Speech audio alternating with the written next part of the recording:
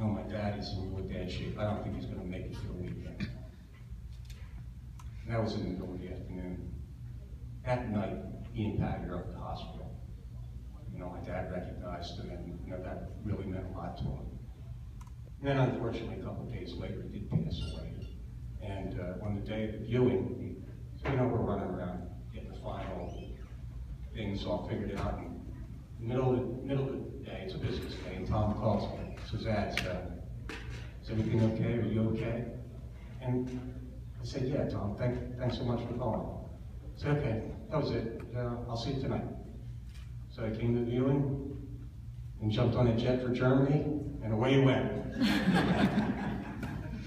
I will never forget it. I appreciate it more than words can say. And to me, you know, that's Christian values. And I think, you know, the three things I've spoken about, being, you know, competence, leadership with vision, Christian values, those are things that all Conwell Legion students and graduates, you know, should look to emulate, and which Tom so terrifically demonstrates day in and day out. So with that, Tom, you're up.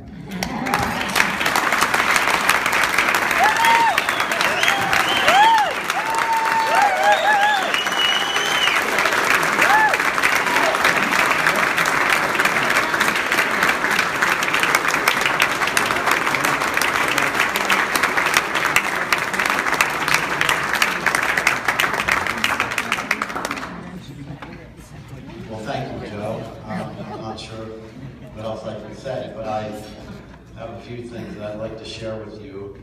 First, I'd like to talk about Joe.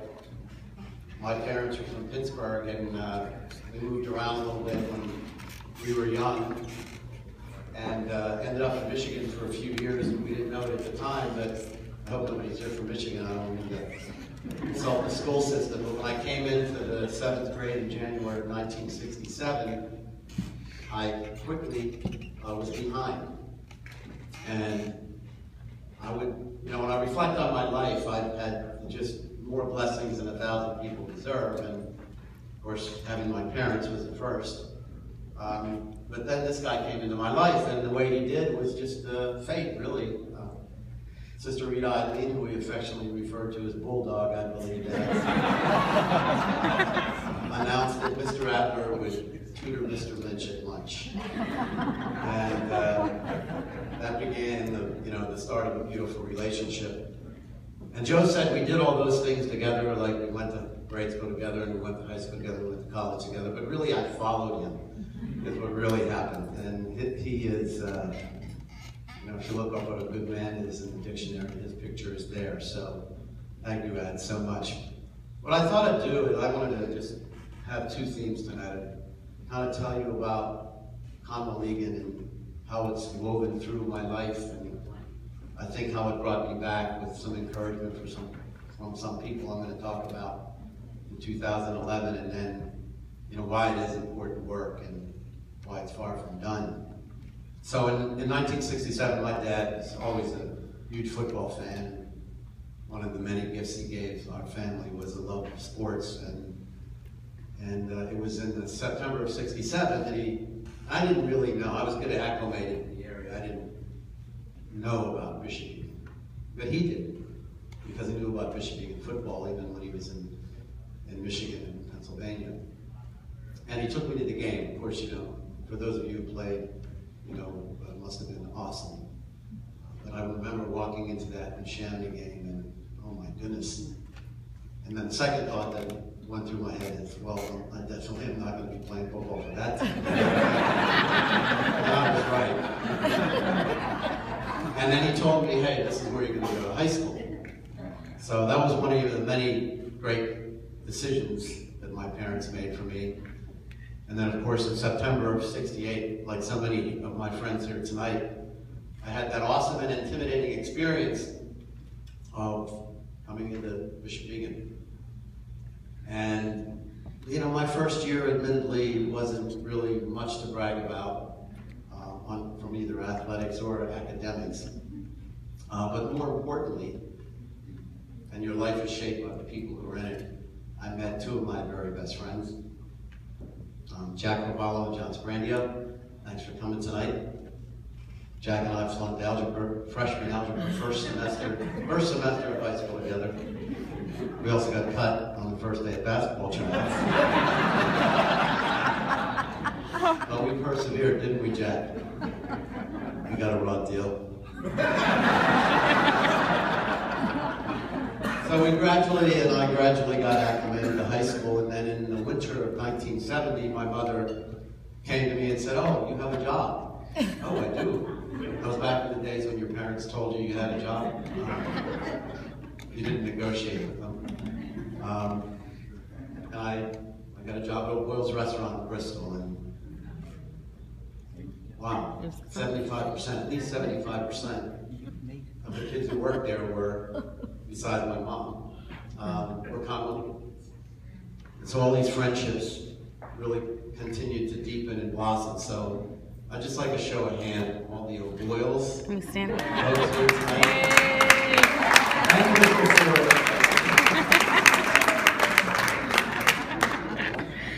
So, this Congolese theme keeps going, but of course, the best thing about going to O'Boyle's, I didn't realize it in the winter of 1970. I didn't actually realize it until August of 1971, when I asked Patty Danaher out, because Joe Adler said, "Hey, I'm going out on a date. You want to double date to the Phillies game?" I said, "Sure." Fate intervened again, and I met the love of my life in August of 1971, and if that wasn't good enough, I had the great fortune of getting a whole other family, the Danahers, fantastic family, and guess what? They all went to Congolese. And then, of course, I'm the oldest in the family. I wish I was an 82 grad, as the book said. I'm a 72 grad. When I thought about it, I said, an 82 grad, I'm going to get up there and they're going to say, "God, he looks old." So the next time, make it a 62 grad. Then I'll really looks young.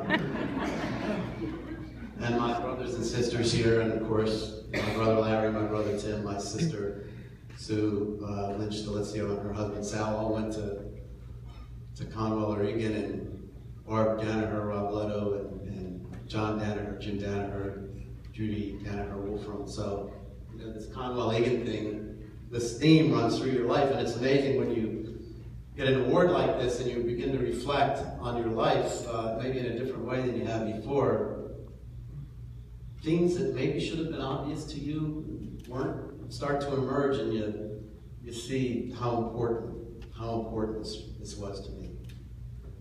And then, of course, like most of us here, life intervenes, you get married, you have children, things change, and what was such a centerpiece of your life in the past begins to kind of drift away. And Connolly was a great memory, and as Joe said, Patty, the iron-fisted reunion queen. Thank God for it.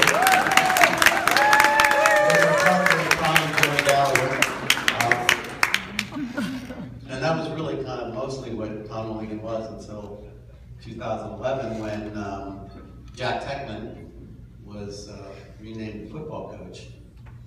Hey, give Jack a call. Congratulations, Jack. Let me know if there's anything we can do to help. I was thinking maybe we'll buy a few helmets or something.